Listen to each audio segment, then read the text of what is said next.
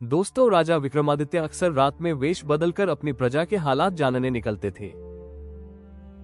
वो अपने सच्चे प्रेम से भरे दिल के साथ सड़कों पर घूमते थे।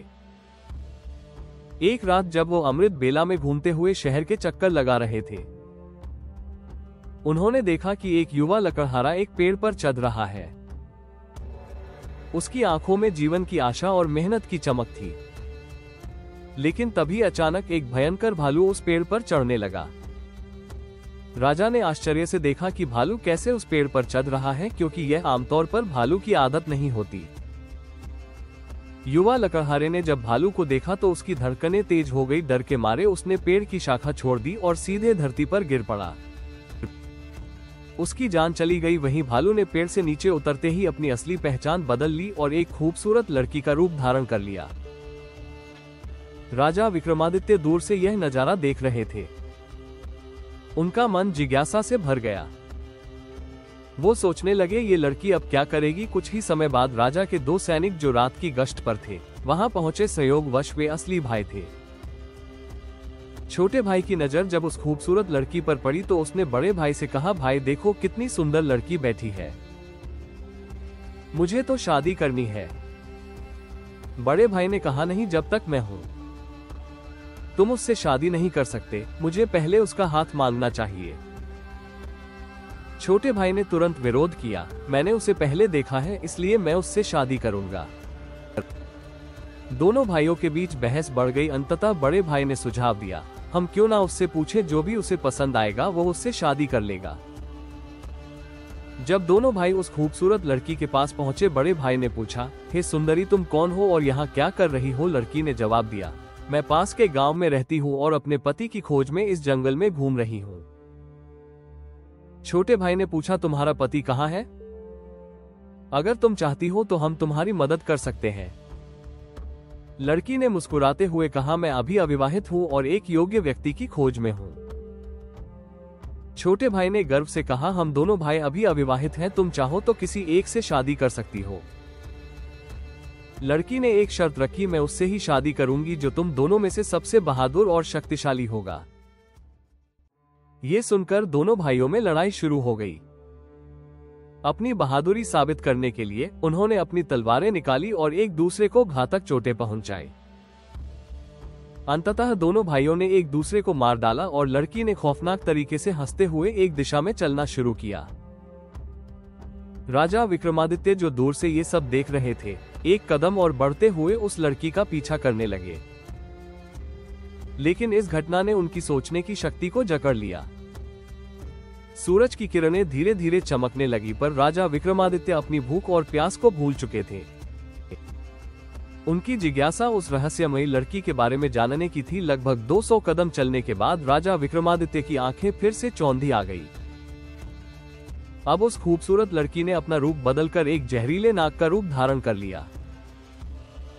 वह नाग तेजी से आगे बढ़ा। नाग ने एक नदी के किनारे पहुंचकर कुछ क्षण रुका और फिर अचानक नदी में कूद गया। राजा विक्रमादित्य उस किनारे पर खड़े होकर ये सब देख रहे थे। थोड़ी ही देर में नाग ने एक नाव पर छलांग लगा दी जिसमें लगभग 20 से 25 लोग सवार थे। जैसे ही नाग ने नाव में प्रवेश किया, वहां अफरा-तफरी मच गई। लोग अपनी जान बचाने के लिए नदी में कूद पड़े। जो तैरना जानते थे वे तैरकर किनारे तक पहुंच गए और जो नहीं जानते थे वे डूबकर मर गए। कुछ समय बाद नाग फिर से नदी से बाहर आया और नदी के किनारे चलने लगा। विक्रमादित्य ने उस नाग का पीछा करना जारी रखा। कुछ दूर जाने के बाद राजा विक्रमादित्य ने फिर से देखा कि वह नाग एक वृद्ध ब्राह्मण के रूप में बदल गया है। राजा ने सोचा, अब यह सही समय है इस रहस्यमय प्राणी से जानकारी प्राप्त करने का। विक्रमादित्य तेज कदमों से उस ब्राह्मण के पास पहुंचे और हाथ जोड़कर नमस्कार किया। वृद्ध ब्राह्मण ने भी हाथ उठाकर अभिवादन स्वीकार किया और आशीर्वाद दिया। राजा विक्रमादित्य ने वृद्ध ब्राह्मण से पूछा, हे ब्राह्मण देव, तुम कौन हो? ब्राह्मण ने निराशा से कहा, क्या तुम नहीं देख सकते, मैं एक ब्राह्मण हूँ। राजा ने फिर से कहा, तुम झूठ बोल रहे हो, तुम ब्राह्मण नहीं हो, है ना? ब्राह्मण ने चिढ़ते हुए कहा, फिर तुम मुझे बताओ मैं कौन हूँ? राजा ने कहा, तुम वह नहीं हो जो तुम दिखते हो। ब्राह्मण ने उत्तर दिया, जो भी मैं हूँ तुम्हें उससे क्या मतलब, तुम अपने काम से काम रखो और अपनी राह देखो। राजा विक्रमादित्य ने दृढ़ता से कहा, मैं तुम्हें बिना सच जाने नहीं छोड़ सकता, तुम्हें सच बताना ही होगा। ब्राह्मण ने फिर कहा, मैंने तुमसे कहा ना कि मैं एक ब्राह्मण हूं। राजा ने कहा, तुम मुझसे झूठ नहीं बोल सकते, मैंने तुम्हें तब से देखा है जब तुमने लकड़हारे को मार डाला था। फिर तुमने एक सुंदर लड़की का रूप धारण किया और उन दो सैनिकों को एक दूसरे को मारने पर मजबूर किया। फिर तुम जहरीले नाग में बदल गए और नदी में कूद पड़े। तुमने नाव पर सवार लोगों में अफरा तफरी मचाई। अब तुम एक वृद्ध ब्राह्मण के रूप में हो, सच सच बताओ तुम कौन हो? राजा विक्रमादित्य की बातें सुनकर ब्राह्मण ने कहा, अगर मैं नहीं बताऊं तो तुम क्या करोगे? राजा ने अपनी तलवार निकालते हुए कहा, तब तैयार हो जाओ मरने के लिए। तुम्हें नहीं पता कि यह विक्रमादित्य की नगरी है। तुम इतने लोगों की जान लेकर इस पवित्र राजा के राज्य में जीवित नहीं रह सकते। अब सच्चाई बताओ। ब्राह्मण ने राजा की इस प्रशंसा पर जोर से हंसते हुए कहा, मुझे पता है कि यह शहर सम्राट विक्रमादित्य का है और तुम वही विश्व प्रसिद्ध सम्राट हो। फिर भी एक बात जान लो, तुम मुझे नहीं मार सकते। एक दिन आएगा जब मैं तुम्हें मरने पर मजबूर कर दूंगा।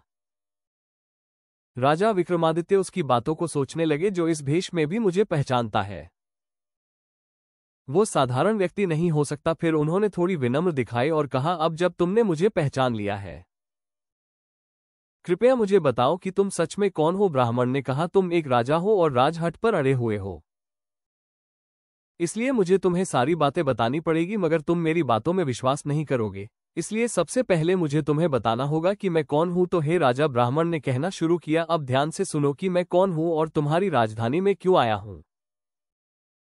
तो क्या ब्राह्मण सम्राट विक्रमादित्य को अपनी असली पहचान बता पाएगा?